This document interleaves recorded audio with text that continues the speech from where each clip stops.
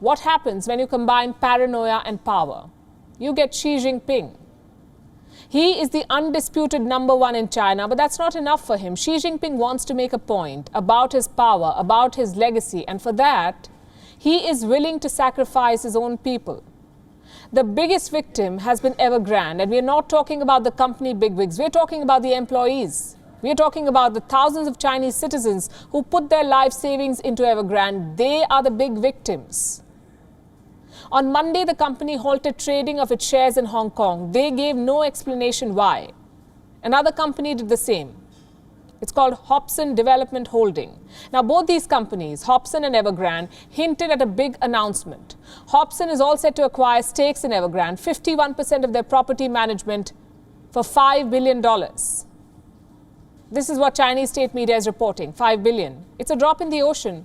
Evergrande's total debt is $305 billion. That's around 2% of China's GDP. Selling assets is a temporary fix. It may pay the bills, but it will not rescue the company.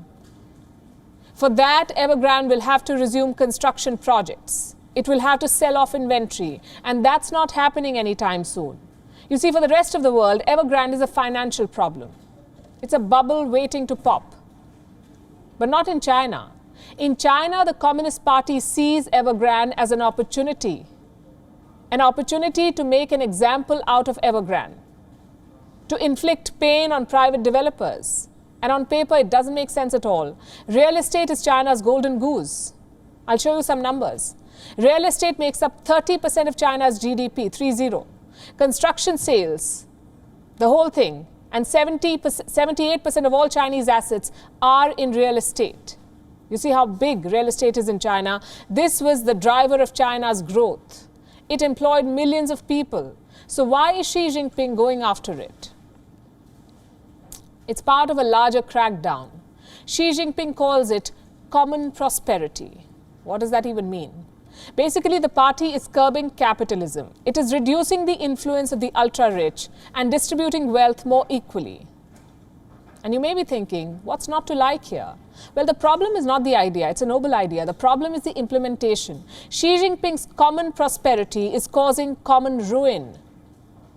It is a crackdown on everything in China: tech giants, gaming companies, property developers, private tutors, even celebrities. What is Xi Jinping hoping to achieve with all of this? Well, two things. Number one, reaffirming the power equations. These companies were becoming too big and too powerful. Their CEOs were becoming critical of the regime, like Alibaba CEO Jack Ma. So Xi Jinping put his foot down. As they say in Hollywood, one town, one sheriff. And that's Xi. Reason number two, it's a battle to control minds. Tech giants gave space for dissent. Online games offered freedom and flair. Private tutors took kids away from state schools. Private tutors were teaching progressive principles. The Communist Party was getting relegated. It was losing control of people's lives. So what does Beijing do? Crack down. So put together, the mission is quite clear: absolute control over Chinese politics, economy, and society. And this crackdown comes at a high cost. Top Chinese companies have lost billions of dollars. Look at this list. Alibaba lost $400 billion since October last year. Tencent has lost $347 billion since February this year. Ride-hailing firm Didi Global has lost $37 billion. That's around 47% of their value. New Oriental Education and Technology Group, China's largest private tutoring firm, they've lost $7.5 billion since July, 7.4. And it's not just about money. China's academic scene is cutthroat. We all know that. Most children cannot perform without tuitions in this country. In July, the government banned private tuitions. Alarm bells started ringing. State schools were teaching more communist propaganda and less physics and English. So many parents are hiring underground tutors. Can you believe it? Strictly off the books. This is what Xi Jinping's crackdown has come to: a black market for teachers in China. Parents do not care about fees or qualification. They just want help for their children. Can you blame them? Surely there are better ways to tackle inequality. Unless common prosperity is a facade, the real goal is to reshape Chinese society. Think about it. How does banning reality shows help fight inequity? Or banning cryptocurrencies? or muzzling entrepreneurs. This is about showing the Chinese who's the boss.